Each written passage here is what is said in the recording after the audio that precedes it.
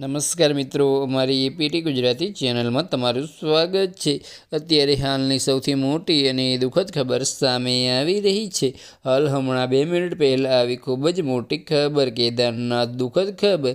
તો આની વિગતવાર વાત કરવામાં આવે તો કેદારનાથમાં હેલિકોપ્ટર ક્રેશ, 5 લોકો સવાર હતા।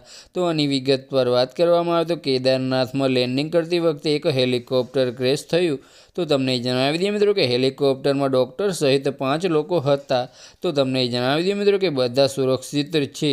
તમને જણાવી દઈએ કે આ પહેલાં બધા સુરક્ષિત છે। તમને જણાવી દઈએ કે આ પહેલાં 8 મેના રોજ ઉત્તરકાશી જિલ્લાના ગંગણીમાં એક હેલિકોપ્ટર ક્રેશ થયું હતું। તો બસ આજ માટે આટલું જ, અને અમારી યુટ્યુબ ચેનલ પર નવા હોય તો લાઇક, શેર અને સબસ્ક્રાઈબ કરી દેજો। ધન્યવાદ।